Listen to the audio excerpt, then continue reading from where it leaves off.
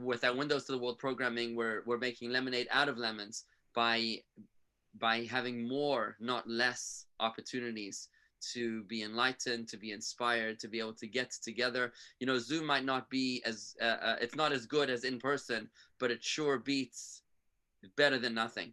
So here we are together, and every 2 weeks on a Wednesday night during season, we have fascinating speakers, some of the biggest thinkers and movers and shakers in the Jewish world or matters affecting Judaism and world Jewry are on our schedule to address the community every 2 weeks on a Wednesday night. And out of season, it's once a month. So we go all the way through to next September 2021.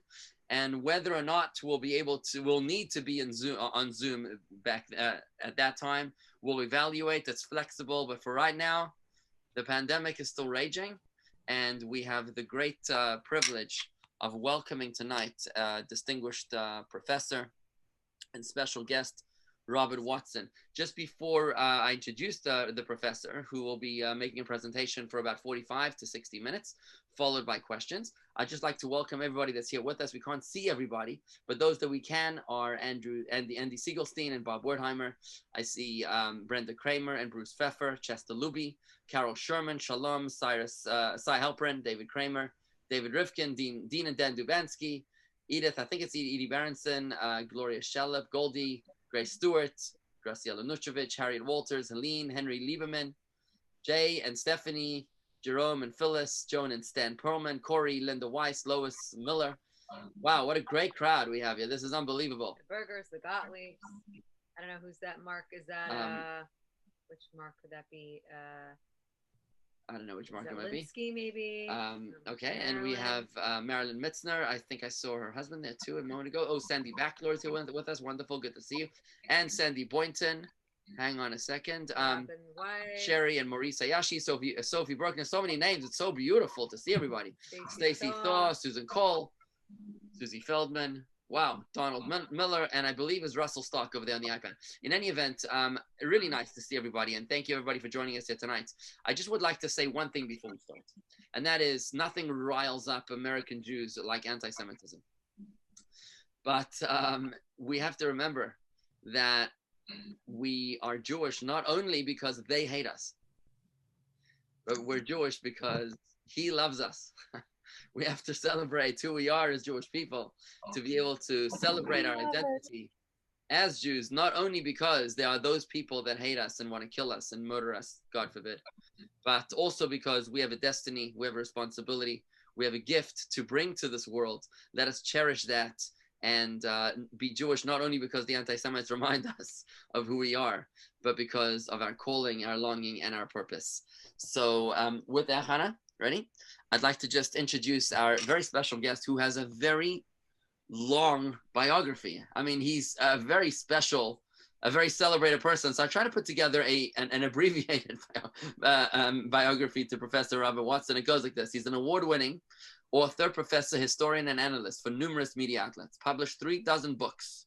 36 books on history and politics, 5 works of fiction, and hundreds of scholarly journal articles, book chapters, and reference essays. He also serves as the series editor for the long-running scholarly book anthology on the American presidency, published by the State University of New York, and as the editor of 2 popular encyclopedia sets, The American Presidents and the American First Ladies, which are currently in their 4th and 3rd editions, respectively. Professor Watson has been the editor or board member for several scholarly journals, has served on the boards of local nonprofit organizations, as well as the Harry Truman Foundation, the Calvin Coolidge Memorial Foundation, the George McGovern Library, and Center for Public Service. He's co-convened a half-dozen national conferences on the American presidency, and was the co-founder of the annual Truman Legacy Symposium, which is held at the Harry S. Truman Little White House and sponsored by the Truman Presidential Library. As an analyst, he has been interviewed thousands of times by media outlets, including CNN, MSNBC, Fox News, USA Today, The New York Times, NPR, and the BBC, and has appeared on Hardball with Chris Matthews, The Daily Show with Jon Stewart, C-SPAN, Book TV, The Washington Journal, Voice of America, and the debut program for American History TV. He also served as the political analyst for ABC Radio in Australia, RTE1, Public Radio in Ireland, WIOD 610 AM in Florida, and WPTV 5 NBC in Florida, and was a longtime Sunday columnist for the local Sun Sentinel newspaper.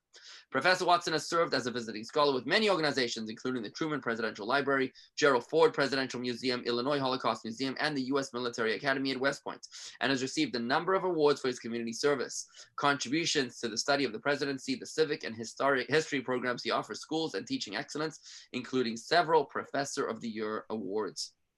Born in Harrisburg, Pennsylvania, Professor Watson attended public schools in nearby Hershey and was educated at Virginia Tech, where he was a member of the football and the track teams. Robert and his wife Claudia reside in Boca Raton with their children Alessandro and Isabella. Watson is the professor of American Studies at Lynn University and senior fellow at the Florida Joint Center for Citizenship. Quite an accomplished personality. We are honored to have you with us here tonight, Professor. Thank you so very much for being available to us. I know it was difficult arranging the right time, and we are grateful for you being able to squeeze us into your busy schedule as well. So thank you very much, Professor. Take it away. It's my pleasure, Rabbi. And my goodness, you got all that blah, blah, blah mouthful in about a minute and a half. You really rushed through that. So I talk for a living, you know. Get yourself a drink of water after that. But thank you. It's a real pleasure to be with everybody. And let me congratulate the Rabbi on bringing everyone together by Zoom. You know, since this COVID crisis started, I've not liked the concept of social distancing. We should call it physical distancing, because socially is a time when we need fellowship and we need to come together, whether it's the economy, the resurgence or spike in anti-Semitic violence, the election, the incivility that's plaguing us on all sides. This is a time we need to come together. So I want to congratulate you for putting this together. And we can talk about it some other time, but I just wanted to say that I do support the Rabbi's effort with removing the license of Mr. Latson. I've been a professor for 30 years, and I do teacher workshops and civic training for schools around the country. Typically what I would do, BC, before COVID, about every other weekend, I'd go to, what my passion is, I'd go to museums and battlefields and historic sites around the country to do research and do some consulting.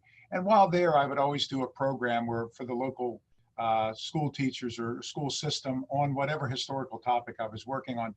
I've also been a visiting fellow at probably 30 different universities, and I have seen up front what happens in schools with the BDS movement, with the Students for Justice in Palestine, some of the misguided educators and what they're saying. So I've seen it over and over and over. I've been in countless debates. So I think I applaud what you're doing. So enough said on that. Let me jump into this crazy, my pleasure, this crazy story. So I love history, and I love to write, and I guess I'm nerdy enough about my history that I made my bucket list, not my bucket list of, I don't know, things to do around the world, but my bucket list of books to write. I wanted to write on George Washington, the Revolutionary War, of course, the Civil War, of course. I wanted to write on Harry Truman, my hero, of course. I wanted to write on the Holocaust and on World War II. So I wanted to try to cover all these big topics.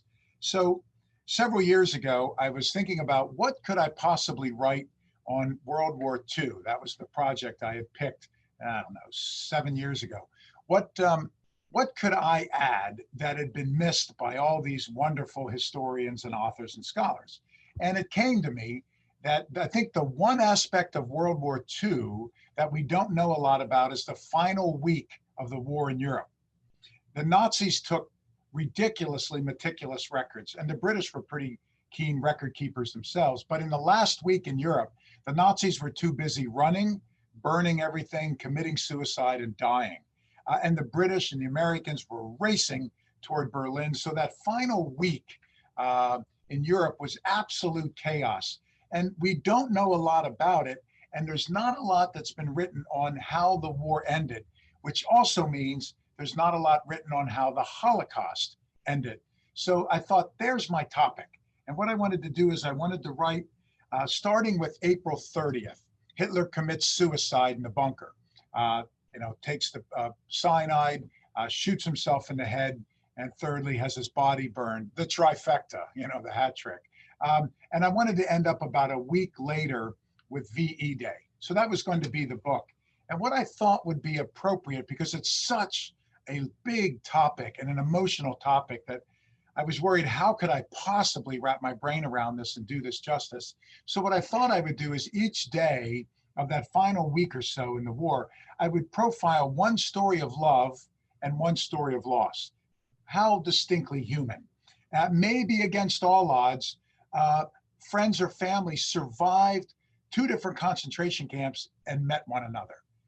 Maybe a baby was born in the last days of the war. Who was the last soldier killed? So I thought these stories of love and loss in that last week would be my book. So I'm looking for stories of triumph, tragedy, and so on. And I come across, by complete dumb luck, I literally stumble across a letter by a major in the British Army. His name was Till, T-I-L-L. And Till wrote in this letter that of all the horrors of the war, nothing, he said, prepared me for what I saw in the final hours of the war, when thousands and thousands and thousands of Holocaust survivors were all killed on board a ship. So I read that and I thought, I've never heard of that. So I went to the source. I contacted the Holocaust Museum in Washington, the World War II Museum in New Orleans, and I said, what on earth was this British major talking about? And the archivist at both places said it never happened. There's no record of it. Maybe it was a prank, maybe it was misconstrued. And I thought, if you want somebody to change the oil in your car, Rabbi, I'm not your guy. I can't do it. I can barely change a tire. But if you find a really old letter and you want someone to tell you all about it, I'm your guy. So I spend my life reading 200-year-old letters or 70-year-old letters. So I put that letter aside and continued my research. And by dumb luck, a second time, lightning struck twice, I find another letter. This is from a general named Mills Roberts. He was a British general in charge of the 6th Commando, which was a special forces unit like our 82nd Airborne or something. And he writes that he was on the beach on the Baltic coast in north central Germany and watched all these people die, survivors die at the end of the war. And I thought, okay, now I have 2 letters, so this is the real deal. I contacted Yad Vashem, I contacted the Imperial War Museum in London, and I said, I need you to go through your archives and get me this information. Something happened within the final 2, 3, 4 days of the war, and everybody told me there's nothing there. So what I did was I thought, okay, if you ever have a family member who was in World War II, let's say, what you could do is you can track that person's unit throughout the war. And our military archives have the record. So I tracked Mills Robert, the general, Mills Robert's unit. I tracked Till's unit, and were they at the Battle of the Bulge? Were they at D-Day? And you can find all the battles. Here's the weird thing. I tracked their units until the last 4 days of the war, and the records disappeared for Till's unit, and the records disappeared for Mills Robert's unit. So either that's one heck of a coincidence, or they were abducted by aliens, or the only explanation is maybe these records were classified. So I thought there must be something to this. So I'm working on trying to find out what happened in those final days of the Holocaust, and I'm not able to get anywhere. I'm calling the Royal Archives in London, like our National Archives, and I'm telling them, I think you have something huge here. I think you're on, one of the biggest stories of the war and the Holocaust is probably classified. And the first time I called, they hung up on me. So I called back and I said, don't hang up. I'm in a story and I've written some books that won awards. It's the real deal. So here's what I think you're sitting on. And I couldn't get anywhere. So are you ready for fate? I'm lecturing 6 years ago for the 70th anniversary of D-Day. I'm on the landing beaches in Normandy giving a talk about D-Day. And I meet a woman there that was around my age, that is to say, a really youthful late 50s. Her name is Deborah Oppenheimer. She's an Academy Award-winning filmmaker. Maybe some of you have seen her movie on the Kinder transport. It's called Into the Arms of Strangers. If you haven't, watch it. It is one of the most powerful movies I've ever seen. I show it on campus. Dame Judi Dench, Sir Attenborough, won the Academy Award in 2002. It's about the Kinder transport. Anyway, so she tells me that she's this Academy Award winning filmmaker. And I say, my gosh, that's fascinating. I said, would you be willing to join me for dinner tonight in France? Some French wine on me and dinner. And I said, is it okay if my wife and kids come? And she said, yeah, sure. Is it okay if my parents come? And I said, of course. So I gave for over 10 years a weekly town hall at FAU's campus up in your neck of the woods, at that Jupiter campus. And I gave a weekly town hall here at the Boca campus for over 10 years. There was a couple named Eric and Gloria Oppenheimer. She was a Kinder survivor and he was a Holocaust survivor. They used to come and sit in the front row every week for 10 years. So I'm standing there and this Academy Award winning filmmaker, Deborah Oppenheimer, walks in for dinner. In walks Eric and Gloria Oppenheimer. I never put the last name together. And I go, Eric and Gloria, what are you doing here in Normandy? You know, they came to my weekly program for 10 years. They go, we're here to hear you.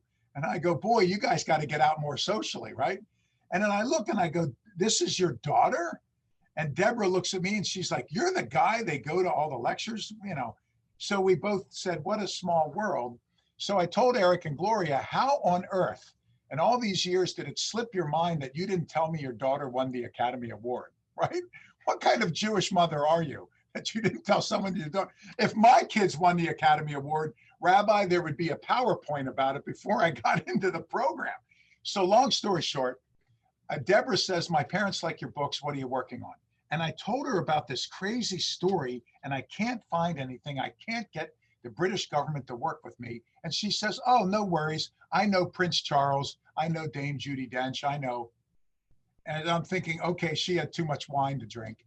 So she says, I'll make a phone call for you. 2 days later, I'm in Paris. I get an email saying, call us. The British government, the Royal Archives, call us. Debbie called and said to help you. So what they did was they sent me 800 pages of classified top secret documents that they declassified on Debbie's request. And here's the story. So the ship you're looking at right now is the alleged Nazi Titanic. Her real name was the Cap Arcona, Arcona, named for Cape Arcona, which is a cape on the northern German coast of the Baltic, southern Baltic, north central Germany. The ship was built in the late 1920s in Germany by Blum and Voss, one of the world's great shipbuilders, and it was operated by Hamburg, South America. Hamburg Süd, SU umlaut D. And the ship was built for the following purposes. The German people and the German shipping companies, they wanted a replica of the Titanic. Why? Because Germany was the belligerent nation in World War I. That is, that they were an aggressor and were one of the ones who started World War I. When World War I was over, the victors told the vanquished countries like Germany, you have to demilitarize, deindustrialize, pay war reparations, and Germany's economy and the German people were put on their knees. Rightly or wrongly, they were put on their knees. And pride in Germany had bottomed out. So the shipping company said, you know what?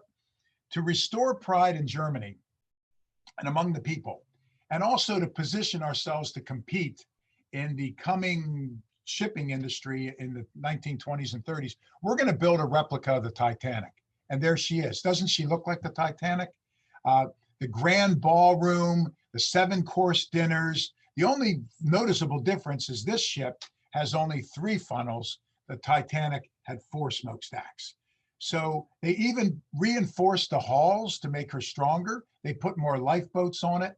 And they launched this, and it was one of the world's most celebrated ocean liners. Here you can see the specs on the ship, a monstrous ship, fast, sleek. There's an ad from her voyages. So this ocean liner typically went around Europe, and then she crossed the Atlantic and went to South America. That was her specialty. She went to Brazil, Uruguay, and Argentina.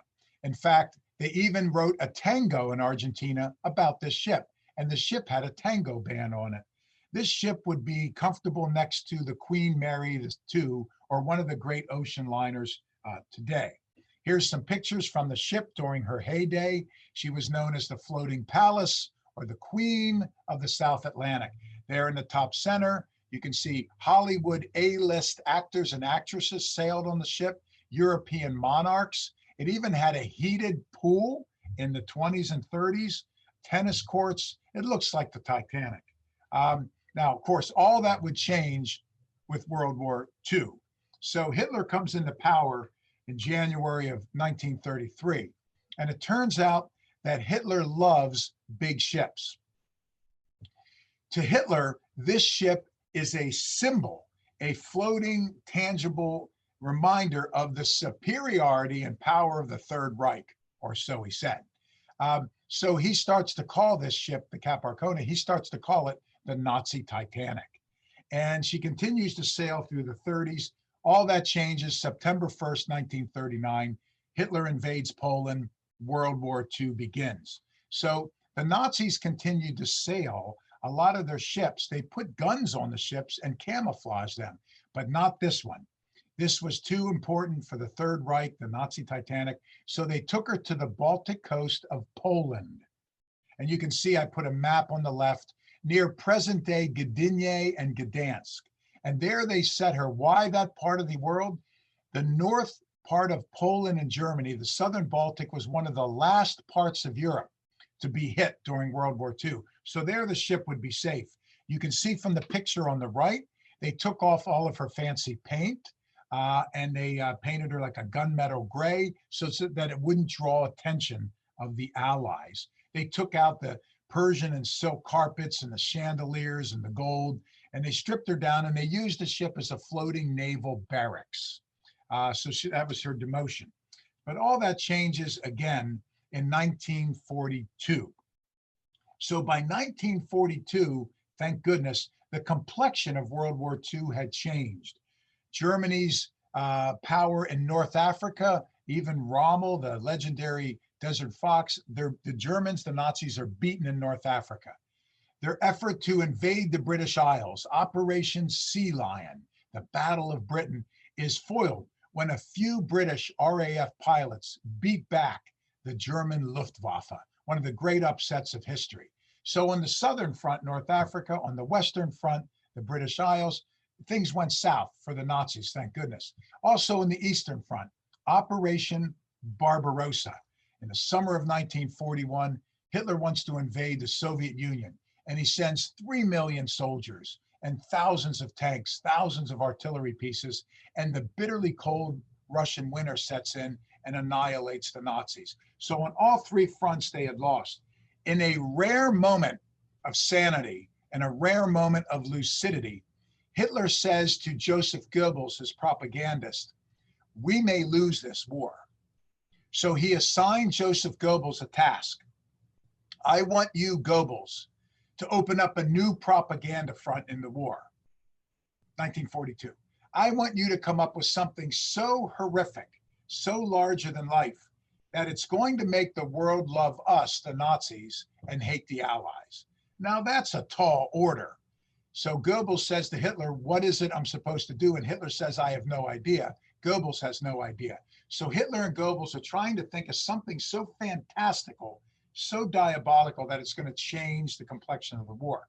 Now, what Hitler and Goebbels did know something about was Hollywood movies. They loved Hollywood movies. It was not uncommon for Hitler and Goebbels to, on a weekend, to watch 3 back-to-back-to-back Hollywood blockbusters with translators and interpreters over their shoulder. So they love this. Here's a picture of Hitler and his top generals watching movies, as they always did. And Hitler and Goebbels fancied themselves connoisseurs of film. They would often spend hours after watching these movies debating the cinematography, the acting. You might say they thought they were Germany's Siskel and Ebert, okay? And my students have no idea who that is, by the way. So they loved movies and they watched them. However, something happened. Joseph Goebbels writes about it. They hated the fact that Hollywood was so successful and the German film industry was far less successful. And Goebbels writes that one day, after watching several movies, They were so emotionally drained by the movies that rather than debate the cinematography, the two of them just sat there. Hasn't that happened to all of you? I'm thinking Schindler's List, Saving Private Ryan. They're so powerful that you just sit there and you can't speak, you just watch the credits roll. Well, Goebbels wrote, as they were watching the credits roll, something horrible dawned on them, that all the producers and directors, the actors, the screenwriters, the cinematographers were all Jewish, that they had been watching and admiring. And Goebbels wrote that he and Hitler kicked over all the chairs in the viewing studio. And that's when Hitler had his idea. That's it. The propaganda thing that's going to change the complexion of the world, that I want to assign you to Goebbels, change the complexion of the war. I want you to make the world's biggest budget propaganda film. So that's what Goebbels is going to do. They're going to make a propaganda film that's going to change the nature of the war. Now, here are the three films that Hitler and Goebbels liked the most. They watched over and over again, Gone with the Wind, King Kong, and from the file, You Can't Make This Crap Up, they watched Snow White and the Seven Dwarfs. I have a daughter, and I remember when she was little watching it. If memory serves, she was actually German in the Black Forest. So these are the movies they watched all the time. So what Hitler tells Goebbels, I don't want you to make another one of your ham-fisted movies. Goebbels made so many movies that were completely ham-fisted.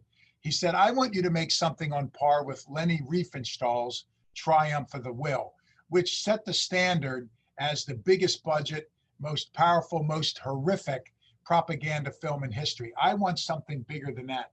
What Hitler said was, I don't want this to be an obvious propaganda film. What I want is an action, drama, romance hybrid.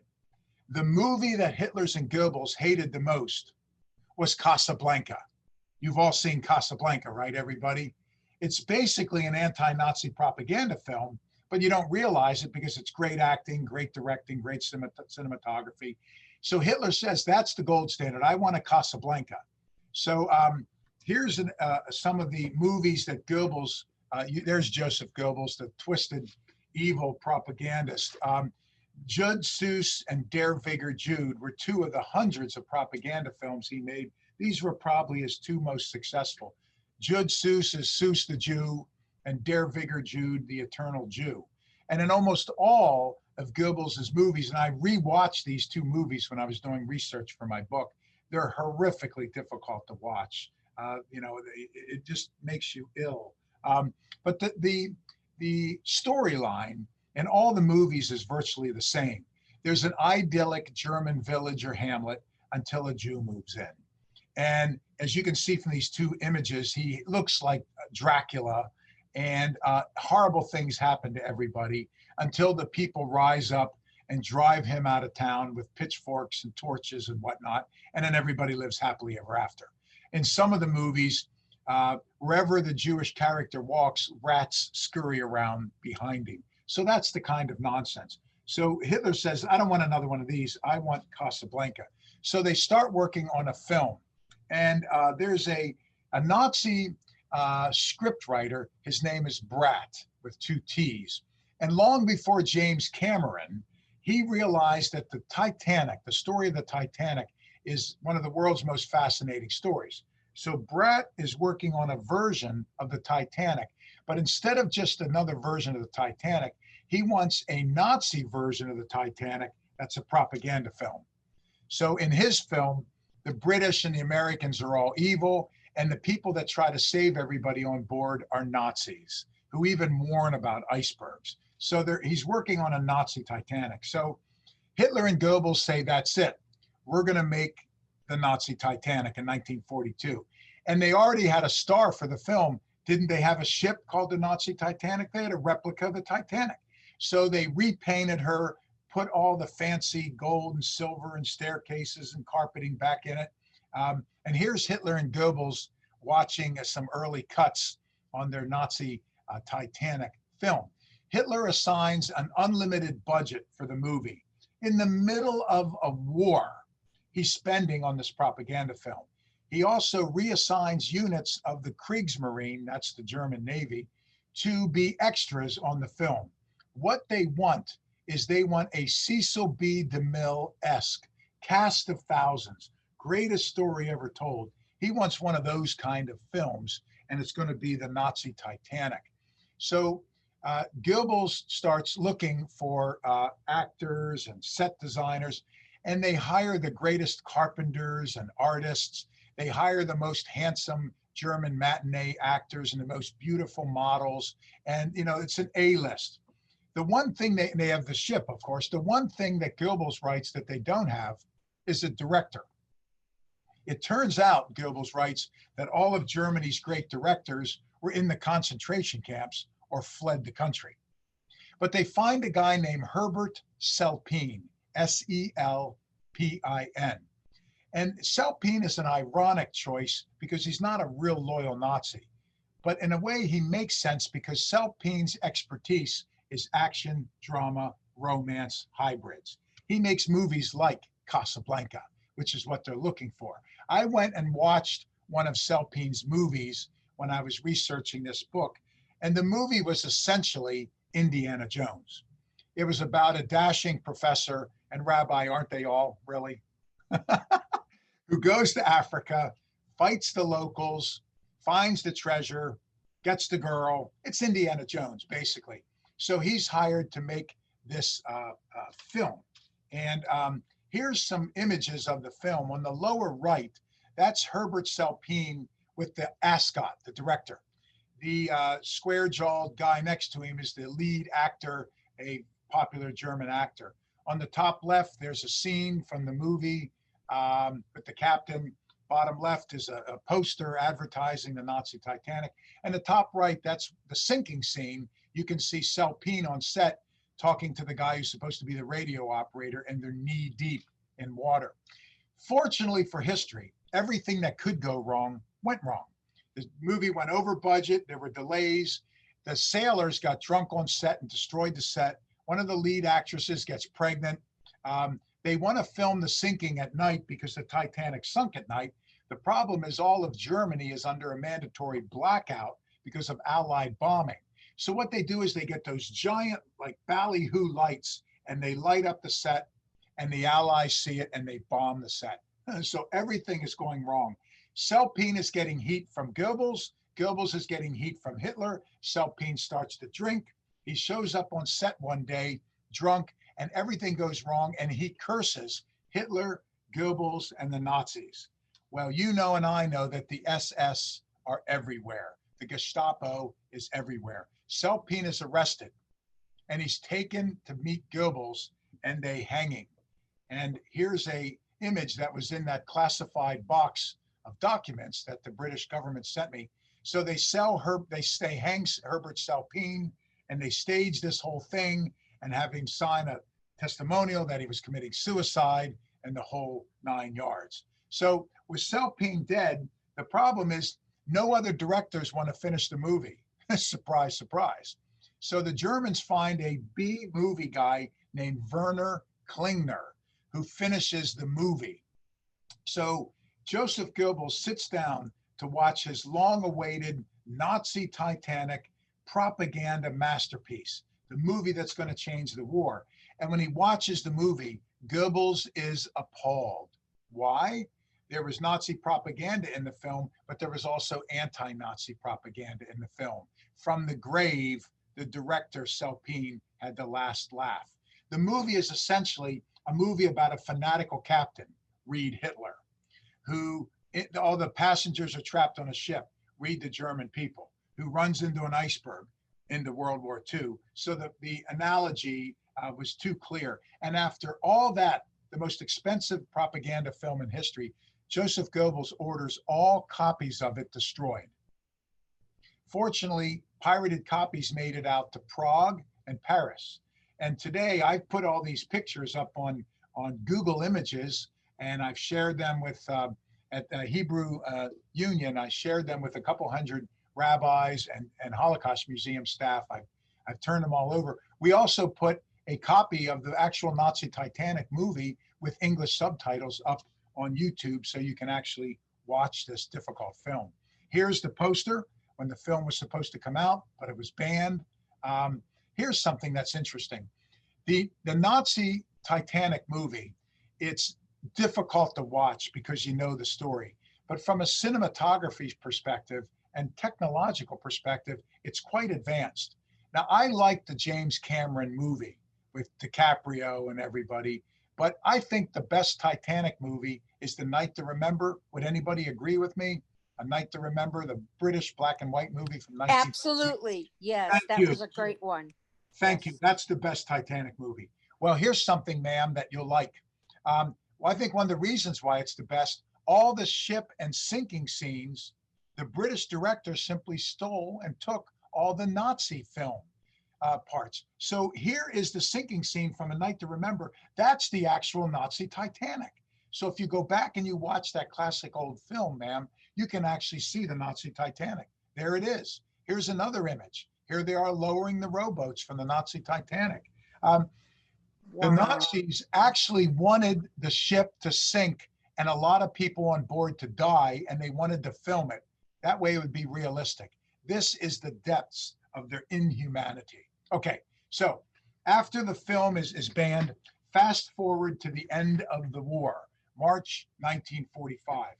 A couple of things happened, making this one of the most difficult and bloody periods in world history. Hitler issues his infamous liquidation decree. Hitler notifies concentration camp commandants, if your camp is not yet liberated or liquidated, I want everything destroyed. Kill everybody in the camp, destroy the records, destroy the camp. History will never know. And historians really don't even know how many countless thousands of people in the concentration camps were murdered in cold blood then. But then Heinrich Himmler enters the story in late March. Himmler is, of course, the head of the SS, and he oversees the final solution in the concentration camps. So Himmler notifies concentration camp commandants and says, if your camp is not yet destroyed or liberated, here's my orders. Don't let any prisoners fall into Allied hands. Now, what does he mean?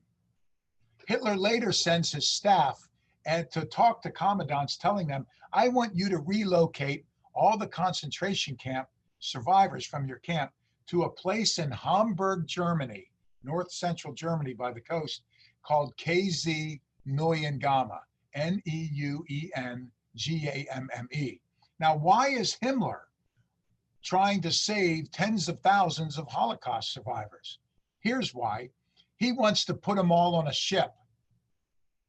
And what ship does he pick for this mission? There is only one ship, the Nazi Titanic, his favorite ship. He wants to load it up with Holocaust survivors and sail it to meet with Churchill or Montgomery or Eisenhower or Truman and negotiate a conditional surrender that saves his backside. If you save me, his plan was, I will give you thousands and thousands of Holocaust prisoners. This is a mad and wild idea.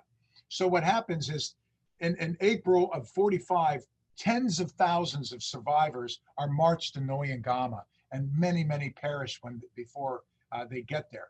From Neuengamme, they're marched 60 kilometers north to the Baltic, where they're put on the Nazi Titanic in the end of April and early May. So in the final days and hours of the war, they're loading up Holocaust survivors on the Nazi Titanic. And the descriptions of this from survivors and the folks that were there on the shoreline are absolutely, it's from Dante's Inferno. It's hell. They would describe 500 prisoners being taken out to the ship and stuffed in the lowest holds in the ship in the dark, without food, without water, with no place to go to the bathroom.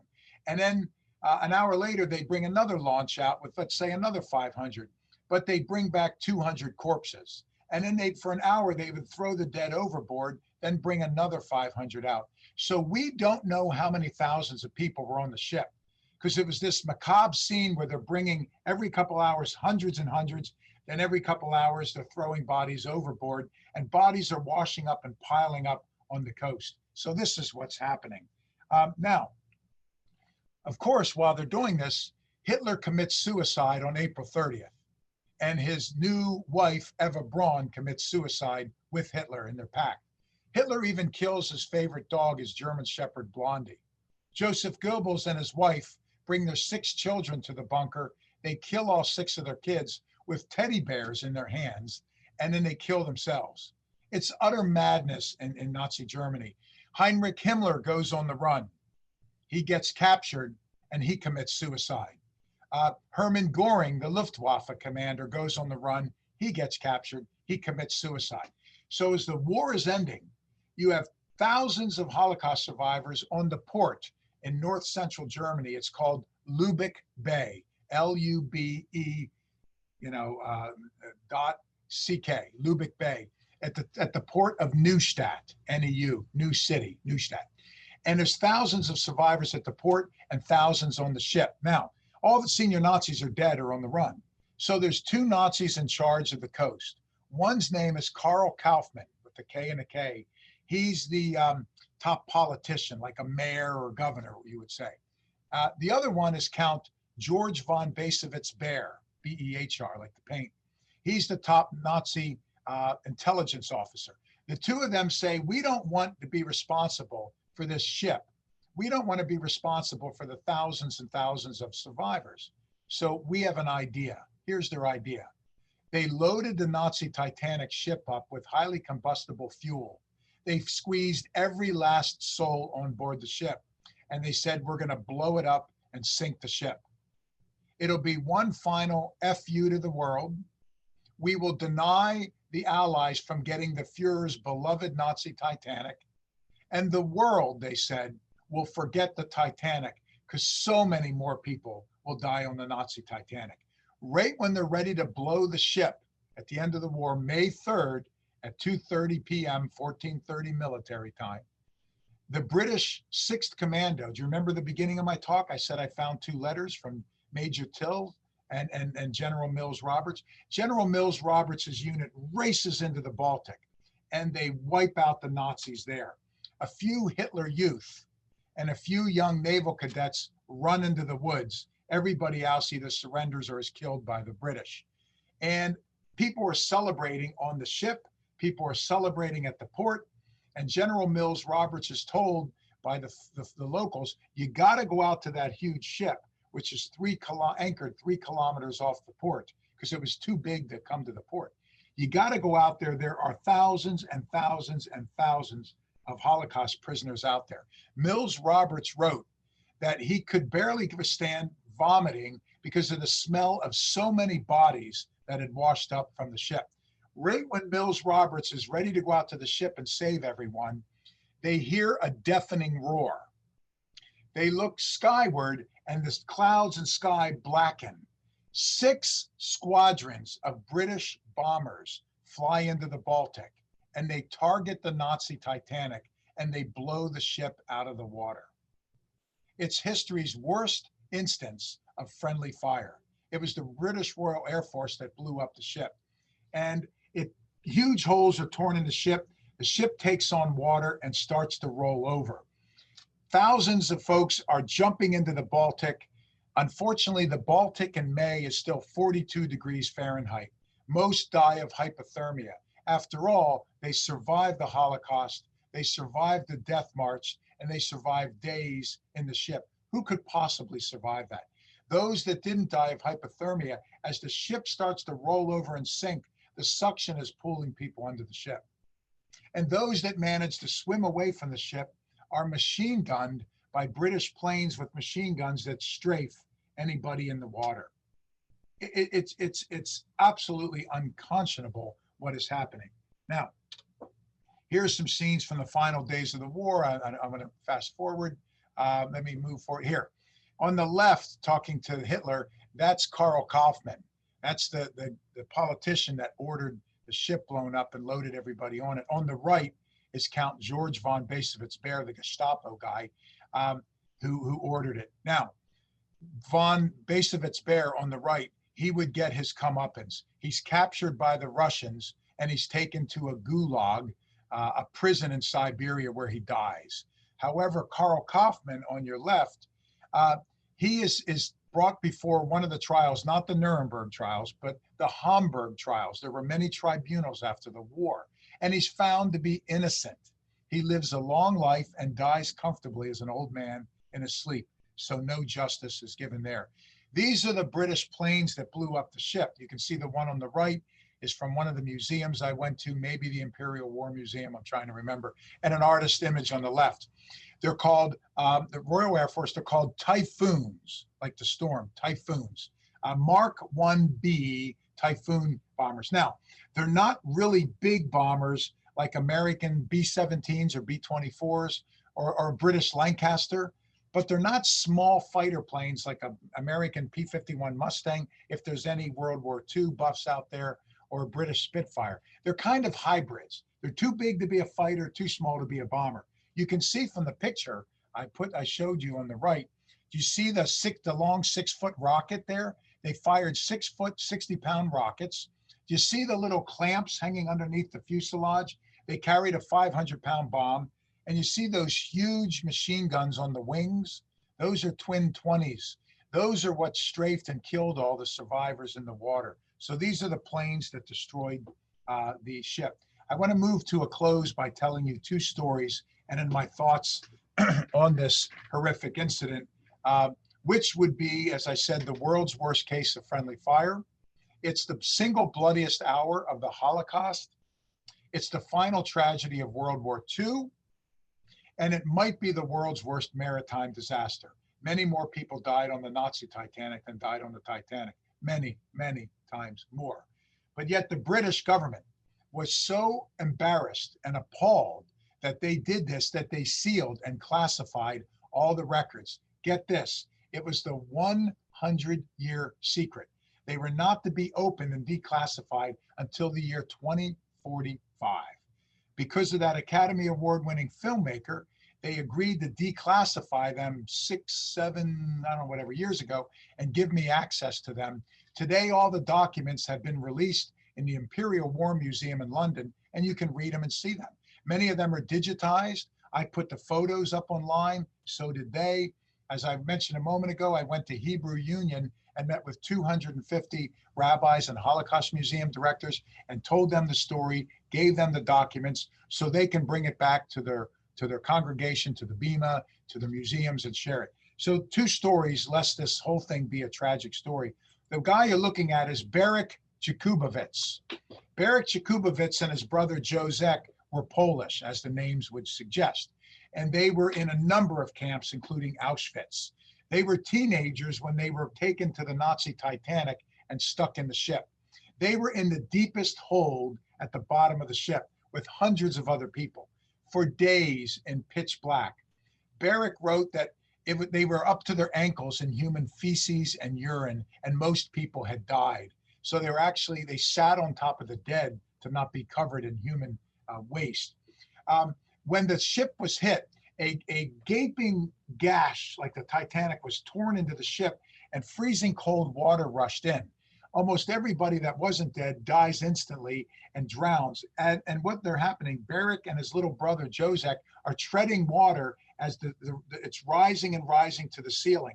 The problem for them is the hatch above them was sealed shut. So they're going to drown. Berek said at the last moment, like a Hollywood movie, the hatch opens up. Some brave concentration camp survivors on the top deck, rather than save themselves, they went below decks in a brave act of selflessness and humanity to save their brothers in arms. And they pulled out Berek and Józek Jakubowicz, and everybody else then drowns. The 2 boys join the rescuers and run through the ship. I don't know if anybody out there is old enough to remember the movie The Poseidon Adventure with Ernest Borgnine and Shelley Winters. But when I was reading their account of this, it reminded me of The Poseidon Adventure. They had, in order to get to the top, they had to go to the bottom because the ship is rolling over. And they had to go underwater. Their hallways were on fire. At one point, they were at a dead end, Berek and Józek and the rescuers. Flames were coming down the hallway. Berek and Józek got on one another's shoulders and they opened up an air duct above them. One brother climbed out, reached down, pulled the other brother up like a circus act. And as they reached down to save the rescuers, they were all incinerated by flames. Berek and Józek run to the top deck. Now the ship is almost at a 45-degree angle. The huge funnels, the smokestacks, break off and like a giant deadly bowling ball go across the decks, crushing people. Barrick says to Jozek, we've got to get off the ship or we're going to die. So Barrick says, I'm going to go down the anchor line into the water. Jozek can't swim. He says, I'm going to take my chances on the ship. Barrick, that you're looking here, says goodbye, goes down the anchor line, goes into the water. He's picked up by a German fisherman who takes him ashore. Barrick's naked, freezing, dying. The man takes him to a bakery along with a couple of other survivors. Now, there's no food in the bakery, but they can wrap up in the burlap sacks and they light the oven to keep warm. The fisherman would never tell Barrick and the others his name because he was so afraid of the Nazis.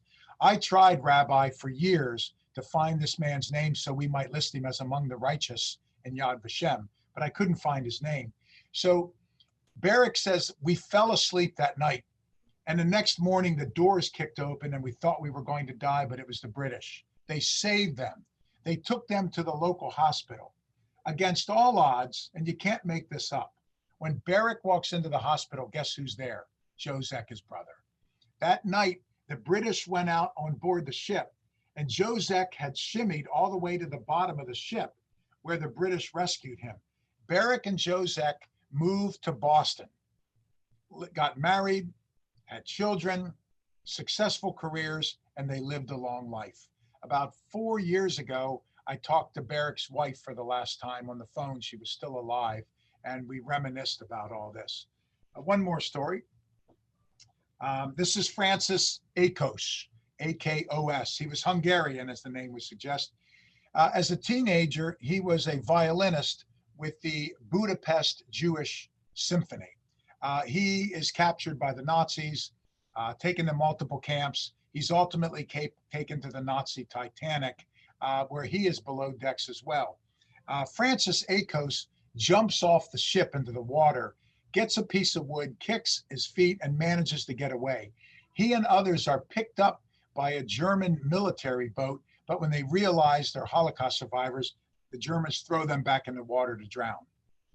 Francis Akos, the ship is 3 kilometers, this is over 2 miles, off the coast.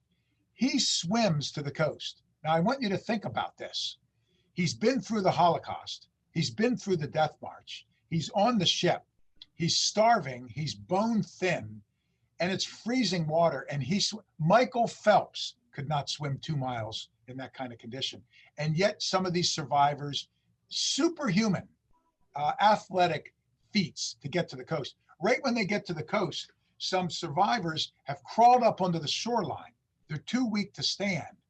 And the Hitler Youth and naval cadets that escaped the British that I mentioned earlier, they come out of the woods and they machine gun the survivors. So Akos and others swim back into the water and they're treading water until the Hitler Youth leave. They come ashore and they're naked and freezing, walking to the town. As they're walking, they hear the words behind them, hands up, criminals. They turn around and there's a young German kid with a machine gun. As he's about to shoot them, they hear another gun blast and the kid crumples to the ground. It's General Mills Roberts and the 6th Commando who rescue the opening letter I told you about, who rescue Francis Akos. Francis Akos moves to Chicago, lives a long life, and becomes the first chair principal violinist of the Chicago Symphony, retires as the concertmaster.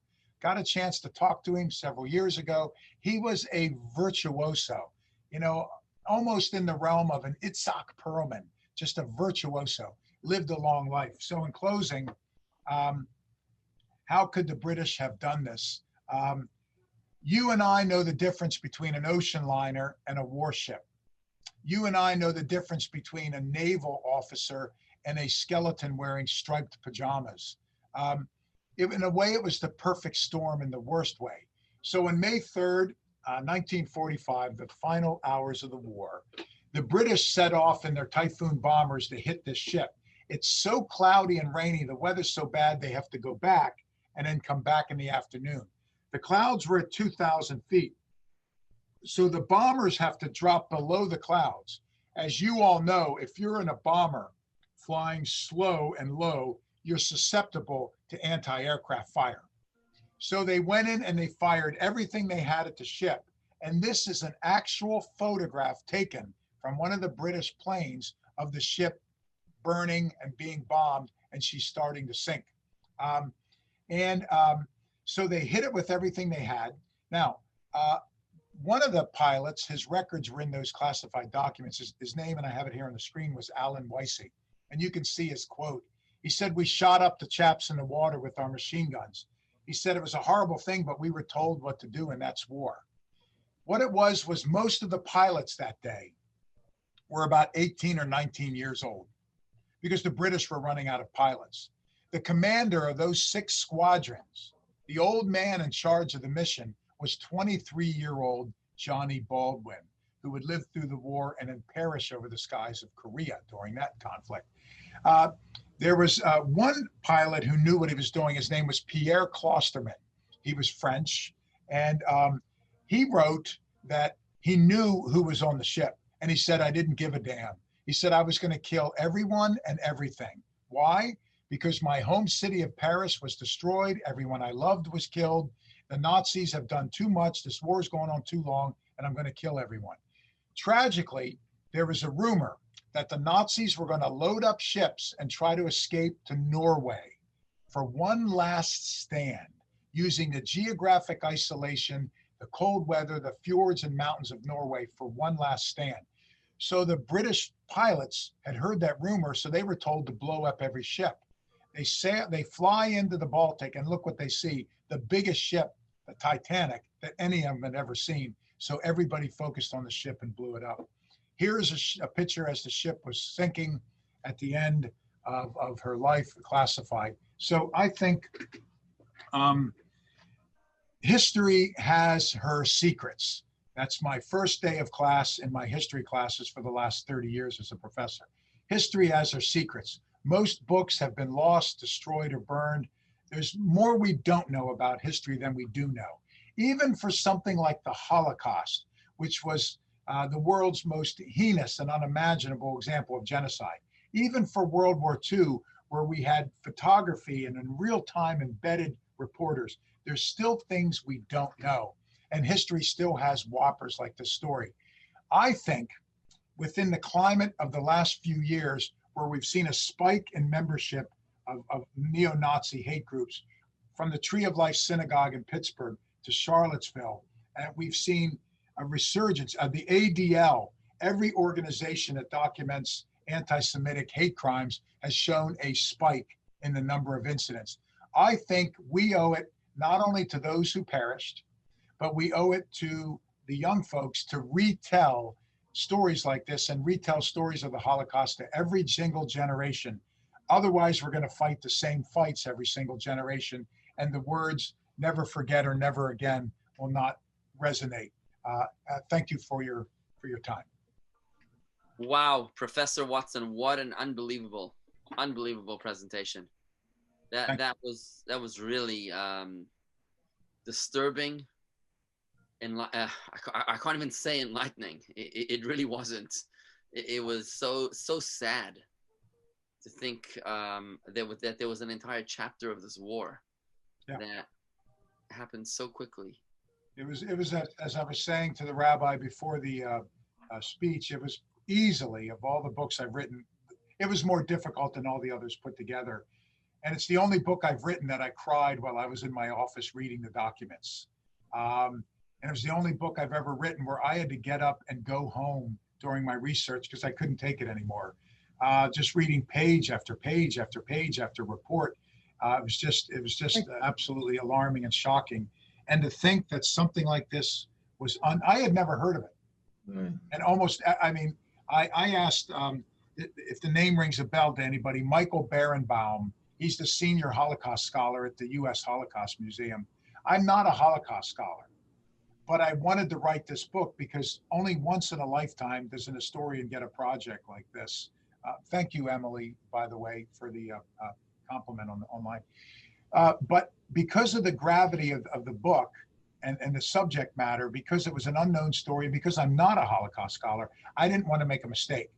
So I called the U.S. Holocaust Museum and rabbis and Holocaust scholars I know and said, who is the biggest name, who is the best? And they said Michael Berenbaum at the Holocaust Museum.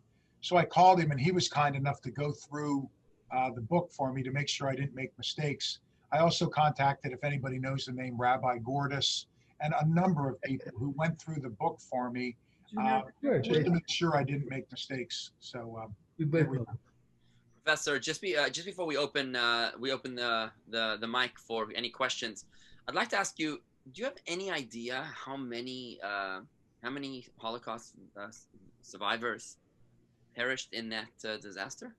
We don't have a firm number. However, based on the existing records, I offer an estimate in the book. I estimate that around 7,500 may have perished on the ship.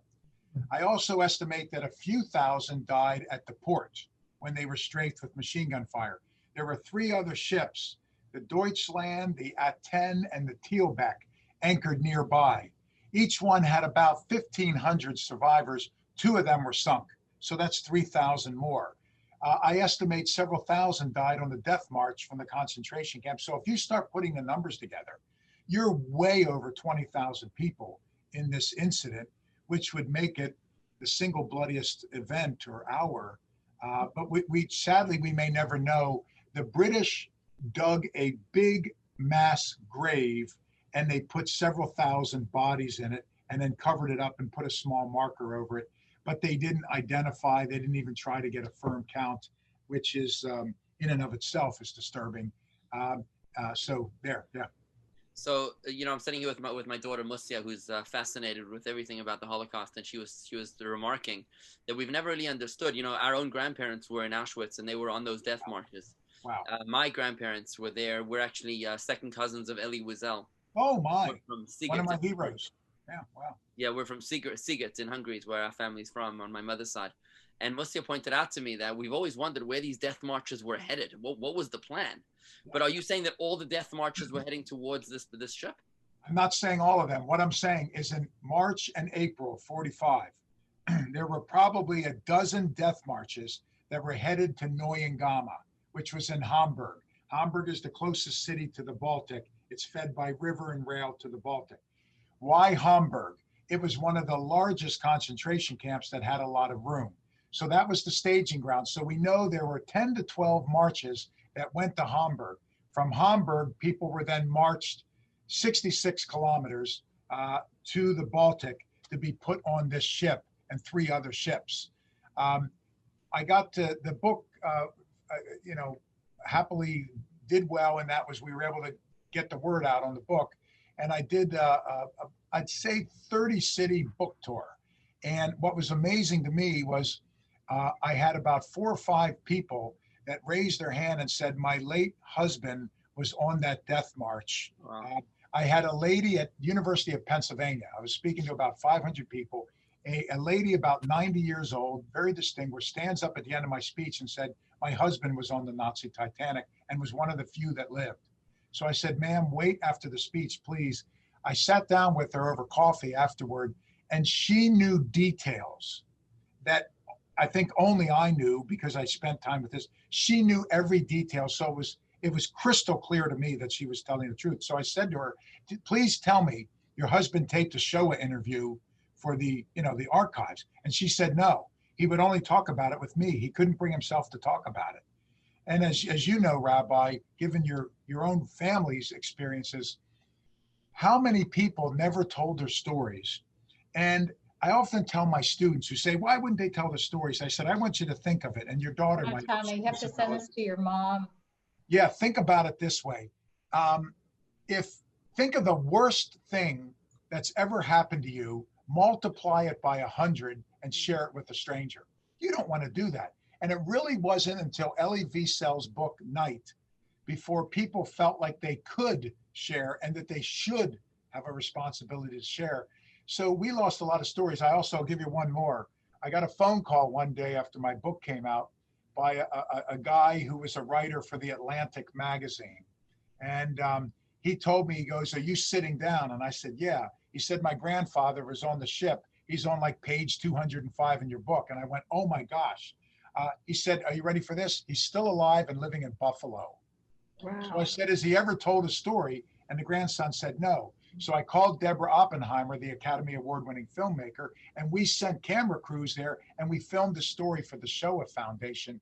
And I asked him, and it was difficult, but I had to say, can you tell me why you never taped it?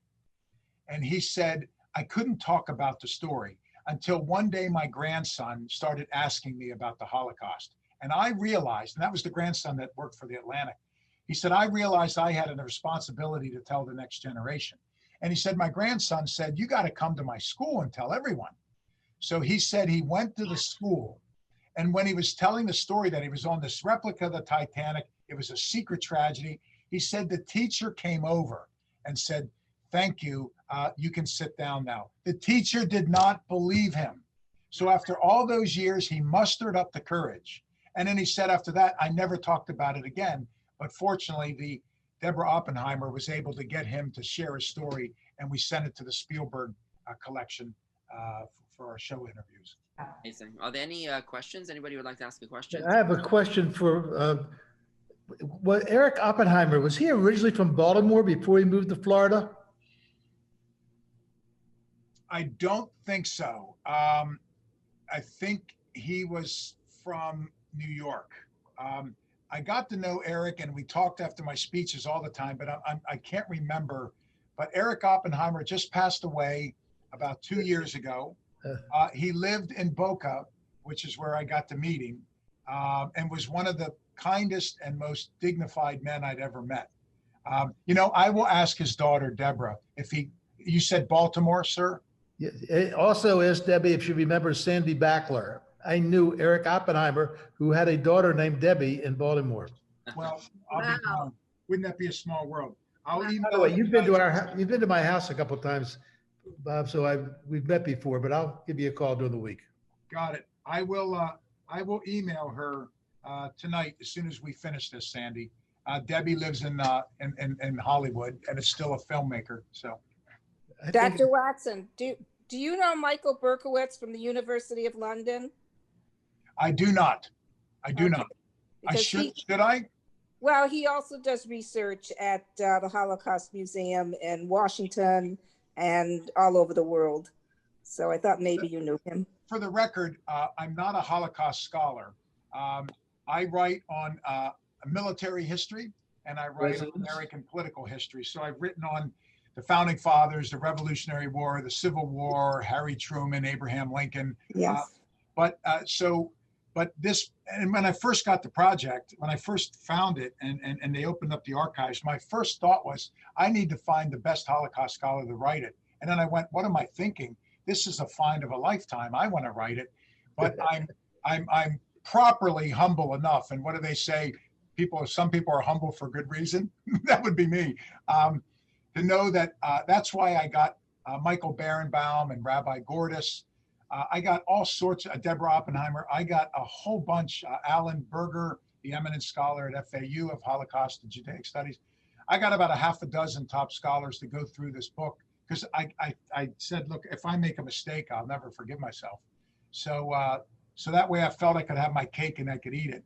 Me, not being a Holocaust scholar, could write the book based on the primary sources, 800 pages of records that I had, but I had them help me to make sure I crossed the T's and dotted the I's correctly. You know, hello, Professor Watson. This is Robert Berger. I want to thank you for a fascinating presentation.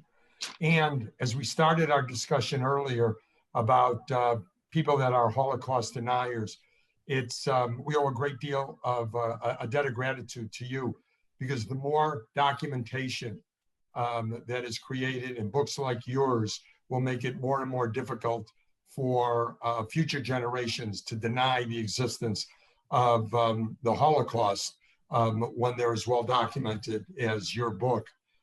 What I found interesting in your presentation is the story of Hitler in the film industry.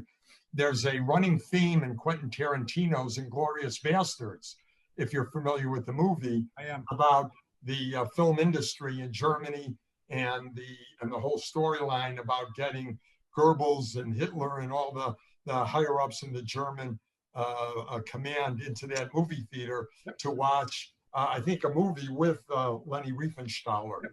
So I found that. And talking about movies, why is your book not a movie? Why is it not a documentary? This is something that would be fascinating and another way to get the word out. 2 years, well, first off, thank you, Robert. The nicest thing anybody can say to a historian is thank you for documenting something from history. So the book has countless primary sources, and they're all listed in the back of the book for everybody to go through and piece by piece. It must have 600 footnotes, so it's all documented. But 2 years ago, I optioned my book to a group of movie producers out in LA. It hasn't been made yet, but they have the option. So fingers crossed. And then this morning at 9 o'clock, I had a conversation with a director who works out of Toronto and London, and I'm supposed to call him tomorrow. We're going to go on a conference call, and he's interested in making a documentary about it. So just this morning. So maybe, so we're hopeful. Now, here's an interesting story for you. When Hitler tasked Goebbels to make this propaganda film, the Nazi Titanic, here's the other thing he told Goebbels. Hitler said, I want a war against Jewish Hollywood. I want to prove that we Nazis make better movies than Jewish Hollywood. So Goebbels was supposed to create, are you ready for this? Hollywood on the Rhine. It was going to be called Babelsberg. Babelsberg was the German film industry. He wanted Hollywood on the Rhine to compete, and Hitler made everybody watch things like Casablanca and say, now this is how you make a movie, even though he hated the movie. And he made everybody watch Gone with the Wind and King Kong. So that madness was actually part of this. So Tarantino, even though the movie is bizarre, he was not too far off the mark in presenting this fanaticism with filmmaking in the Nazis. So fittingly, Hitler's diabolical plan to make the world loving, it was a movie, but it didn't work. Thank goodness. So it's so fascinating that I find it so interesting that Hitler was a fan of Hollywood, of movies. Loved it. Yep. And that he wasn't just at war against the Jews of Europe, but that he was at war against the Jews of Hollywood, of California. Is just such an interesting insight. It's bizarre. Goebbels wrote that when Hitler was finally, they didn't read the credits because they're too busy talking, and both of them never shut up, and they thought they knew everything. And they were both people that had short attention spans. They'd start on one topic, and the next thing you know, they're on this movie, then that movie. So, and Hitler would go on for hours. But Goebbels wrote that the day that they watched the credits, that's when they realized that it happened to be a movie with a Jewish producer, Jewish director, Jewish scriptwriter, Jewish cinematographer. And he said Hitler literally kicked over every chair in the studio and just went nuts. And that's when he said, I want a war against Jewish Hollywood. We're going to show them we make better movies. He's in the middle of a war being fought on the southern, western, and eastern fronts, and he wants to show Jewish Hollywood that Nazis make better movies. I mean, just to get a glimpse into his megalomania and his absolute insanity. So yeah, shocking. Just unreal. Any other questions? Anybody? Yes, one question here. Adrian from South America. Okay. Yeah. Whereabouts, Adrian? Whereabouts in South America? São Paulo. São Paulo, originally from Buenos Aires. Paulo. Okay. In well, the Nazi Titanic went to Brazil. That's right. It made 91 or 93, one of those two trips to Brazil. Then it would stop in Uruguay and then pick up passengers in Buenos Aires and then head back to Europe. Yeah. Okay. I had the chance to visit the Neuengamme concentration camp memorial. So, and they tell the story about the ship, and they have movies, and even they have one of the bells of the ship, etc. And they have a very fine documentary center. So I just wanted to know if you have the chance to get some documents from them in order to research for your book, or were they friendly for this, or did you have any chance to talk to them? Yeah, I've been to Neuengamme. I've been to the small museum up there near the Baltic. I went to the Holocaust Museum in Berlin. I went to Yad Vashem. I went to the Imperial War Museum in London, the Royal Archives in London. Yeah, I made a trip to try to gather as much information. But also everywhere I went, I tried to tell a much longer version of the story I just shared with you, just to, because what I found was some people had never heard of it. Some folks at Neuengamme knew that, they knew about it because tens of thousands of survivors were marched to Neuengamme, right? Yeah. It was a brick-making concentration camp, although there was documentation that at the end of the war, they were doing medical experiments on children, vaccinating them to see if it worked. And at the end, the vaccination didn't work. So about 24-ish Jewish children, they just killed them at the end. That most of them in their pre-teen years, like 8, 9, 10. Yeah, there's a hospital in Hamburg that where this happened. It was Yes. a satellite camp from Neuengamme. That's right. Right. So, they had heard of it, but I wanted to retell the story and discuss all the documentation so that they could tell it with the rich and vivid and accurate details. But, I'm still learning about it. The book came out in 2016. The Nazi Titanic came out in, I think, 2016. But I'm still learning about it. And every now and again, I will go and I'll call someone at an archive and ask them if they have anything. And we found, not me, I asked them and they found it at the University of Southern California at the Spielberg collection of all the Shoah interviews. There are hundreds and hundreds of digitized oral histories with Holocaust survivors, and all of you have seen them, and they're a priceless resource. But for every one that's digitized, there's probably 6 or 7 that are not digitized. Some of them are still reel to reel. And of course, my students on campus, and Rabbi, your daughter has no idea what reel to reel is, right? Some of them are still reel to reel. I don't even know what reel to reel is. Oh yeah, no, you too. Yeah, you wouldn't either, ma'am. You two are way too young. Since you're in your 20s and your daughter's about 18, it looks like, none of you would know. That's my wife. Okay, there we go. None of you would know what reel to reel is. So I contacted the folks there, and Deborah Oppenheimer called, which helped grease the wheels. And they sent staff into the archives to try to find if any survivors of the Nazi Titanic had taped their story. And they found 2 stories that were on a shelf, reel to reel, that have been sitting since about the 60s. They've subsequently digitized them. So if you go online and look, you can see a couple of digitized versions of this. So that was remarkable, and I thought exciting. I'd just like to conclude, Professor, with just a quick story of my my grandmother, my mother's mother, Batya Deitch. She was originally a Wiesel, cousin of Elie Wiesel. When she came to Auschwitz, she was there with her blonde and blue-eyed sister. Her name was Reshku. And as it happened, Batya, my grandmother, was sent to the left by Dr. Mengele. And Reshku was sent to the right. And left meant death. They didn't know that at the time. Left meant death and right meant life. So Reshku was crying because she was crying. So in an extraordinary moment of humanity, Dr. Mengele saw her a little later and he said, why would a beautiful girl be crying? Can you imagine in the death camp of Auschwitz? No. He sees this blonde. The angel of death. Yes, the angel of death is asking a young girl why she's crying. To which she said, because you separated me from my sister. She still didn't understand the consequences. He arranged for my grandmother to be brought back. Oh my goodness. From the left. That is a 1 in a million, literally. Yeah. Oh my gosh. And that's a story. And that's how my grandmother survived. Did she tape her story, Rabbi? Tragically, she didn't. She passed away about more than 20 years ago. I encourage you to tell it.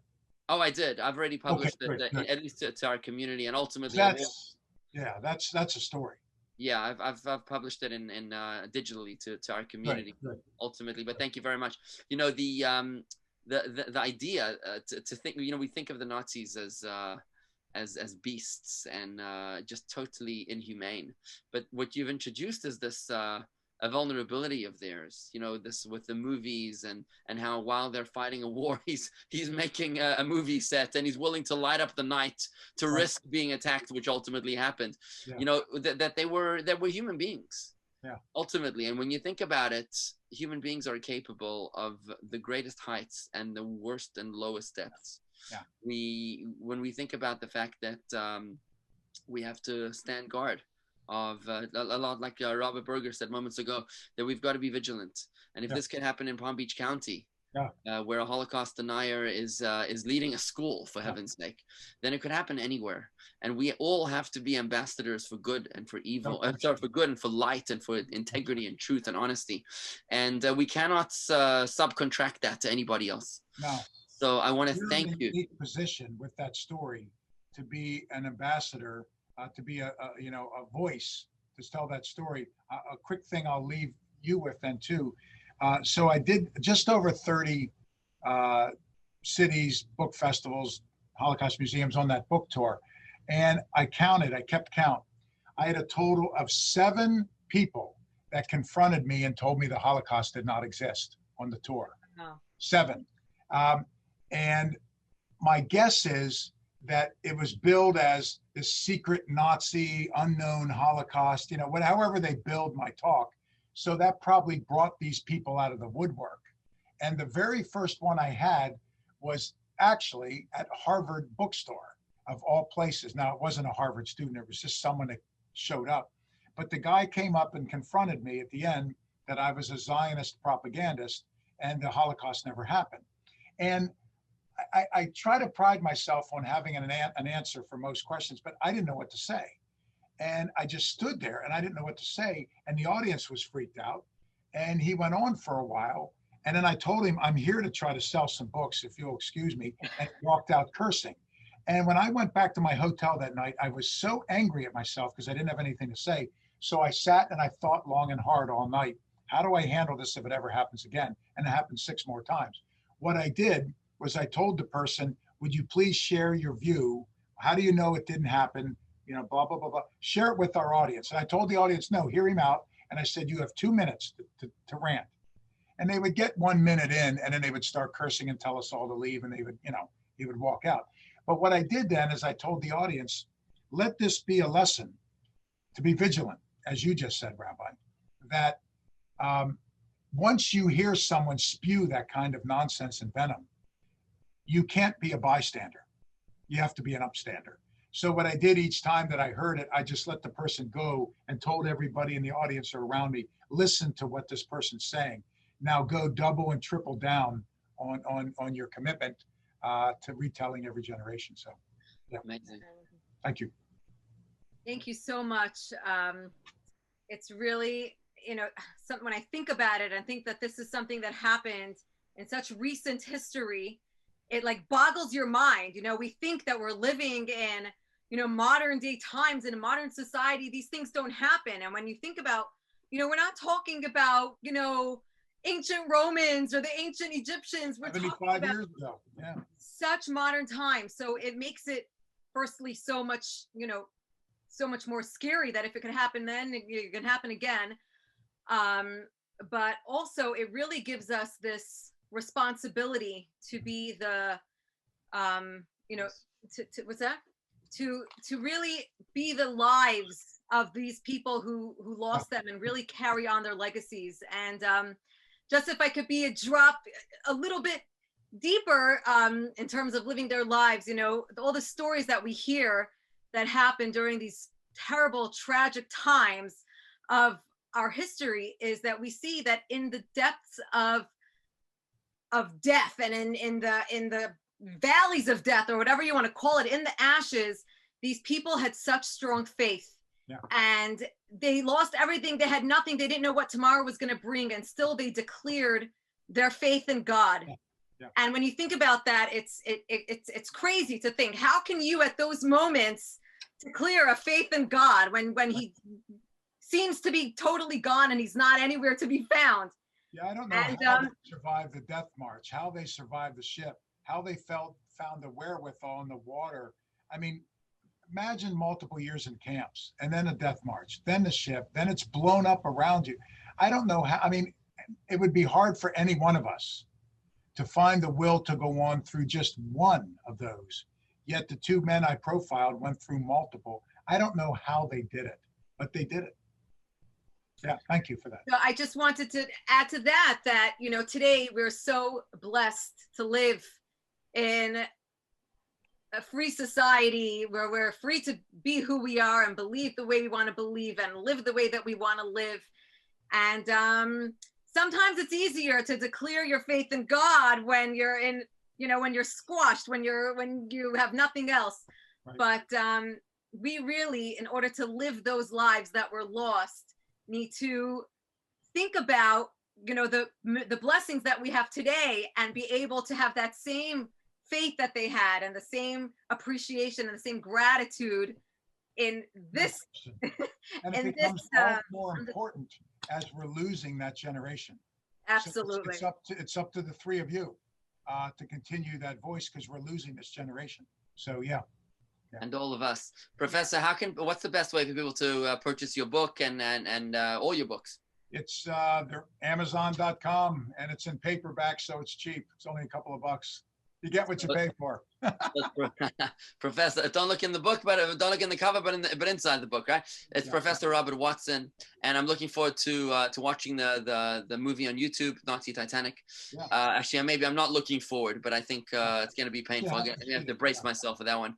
But again, I do hope that you make a documentary out of this, and I thank you so very much, Professor, for joining us, making yourself available. We are so grateful to you. It's really been a very special experience and a sobering experience. Thank you so very much. Just thank you. A closing comment from you, Professor? I just want to echo what the two of you said, and that is we have to be the voice. And I'll give you one last one.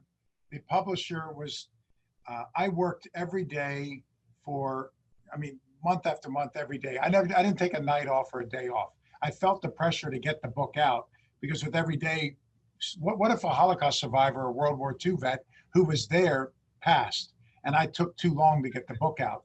And my publisher at one point called me and said, we want to delay the release to tie it into, I don't know, Father's Day or something. And I said, absolutely, positively not. You know, this can't be tied in. We got to release it. We have to release it. So I felt that urgency about it then. But here we are 4 years later, and I still feel, which is why I was delighted to come and share it with you, I still feel the urgency as not only an historian, but just someone who is humane and empathetic and cares about, Holocaust education, that we've got to share these stories. So, David was mentioning that his mother is a child of Holocaust survivors. Her father actually witnessed her first husband and two daughters killed in front of her eyes. And his mother had 9 children, and my in-laws are rabbi and rebbetzin in Johannesburg in South Africa. And every time she was pregnant again, people would say, Rebbetzin, how many are you gonna have? And she would just look them in the eye and say, when we reach 6 million. Yeah. So there you go. What was it? The report out of Hebrew University in Israel about 7 years ago, the global Jewish population finally got back to where it was circa 1933. Right. It took from 1933, it took until 2014 or something, 15, to get back to, let that sink in. Yeah. 80 years. Yeah, but truly we're all, as you said, we're all ambassadors, and we all need to make sure that the word is spread and that their memories are never forgotten. May we all be ambassadors. Professor, you're an inspiration to us. Thank you for your passion. Thank you for your academia and your time. It is so much appreciated, and we are so grateful. May you go from strength to strength and continue on to more ambitious and more interesting, even more interesting exposés and discoveries. Hopefully for better and happier conclusions, hopefully. Yeah. Thank you, Professor. We're so grateful. To tell everybody, our next Windows to the World program in 2 weeks' time is with the daughter of Hamas. She's a daughter of a Hamas militant, and she jumped ship. She's joined the Jewish people. She's a fascinating story. She's going to be speaking to us live in 2 weeks' time, as advertised in our calendar. You can see our calendar online. Hopefully it's going to be mailed. It's arriving to you in the mail any day now. But that's happening 2 weeks' time on Wednesday night. So please join us there. Thank you very much, everybody. It's a And pleasure. feel free to invite your friends. We're grateful to have you with us here tonight, to be able to join together. As the professor said, we're not socially distant, we're only physically. I love that. That was such a great We're only line. physically so distant. Great. So let's stick together. Tough times, and we hope to see everybody very, very soon. Thank you, Professor. Hope to meet you soon in person. I do too. Good night. Professor, let's see your next book on the Exodus. Oh yeah, right. My next book is in February. It's on George Washington. It's called George Washington's Final Battle. But I've thought about that as a great topic, but I don't know enough about it to feel confident to jump into it. But so I've stepped back into my American military history. But thank you for that, sir. Aren't you a lifelong learner? I sure am. But I've got literally about a half dozen projects and contracts here in the office. And if I turn the camera around, there's a pile of files on about a half dozen projects. But thanks, everybody. Well, we send our greetings to you from Martha's Vineyard. Oh, love Martha's Vineyard. And Rabbi, when this COVID's behind us, I'd love to come out. And my hero is Harry Truman. And I've devoted the last 30 years to studying the story of Truman and his work with Weizmann, Ben-Gurion, and Abba Eban on statehood for Israel in 1948. Well, you might be pleased to hear that Eddie Jacobson's daughter, Gloria. I'm friends with Gloria. She lived here in our community. She used to be right here. Yeah. And actually, I have a picture of her right here. Check this out. Right, it happens to be right within arm's reach. This is me with Eddie Jacobson's daughter, Gloria Schusterman, who was she's showing me the picture of her father convincing Harry Truman to endorse the state of Israel and the pen. And here, right here is the pen. It's just funny that it's sitting within arm's reach. This was not planned, by the way. In the same room that you were in several times, and she let me hold the pen one day, and I was in awe of it. Gloria went back to Tulsa a couple of years ago, but yeah, lovely woman. And this, the Schusterman family has done amazing things in Israel. They have built educational facilities, nursing facilities. They have spent millions of dollars on these social programs and Gloria's family, the Schusterman Trust. So, well, you go up in my book even more, Rabbi. Anybody? Because Gloria is my buddy. I love Gloria. Okay. Fantastic. We got to do lunch one day. Thank you, Professor. Good night, everybody. Good night, everyone. Thank you. Thank you, Rabbi Rebbitzin and daughter. Thank you. Who was that? Sam Feldman from Via Marilla. You brought a little package to us, which we really appreciated. Fantastic. It's a pleasure. Via Marilla in Ballin Isles. In Palm Beach. Oh, fantastic. Wonderful. Yeah. Wonderful. Well, it's a pleasure to have you with us. Thank you, everybody, for joining us from near and far. And shalom. Thank you all. And see you in 2 weeks. Yeah, if you're new to the community, please join our email list at jewishgardens.com/subscribe. That's jewishgardens.com/subscribe. Lots of exciting programs, events, and lectures coming up in our community. Just join us online at jewishgardens.com/subscribe. Thank you very much, everybody. Shalom. Have a wonderful evening.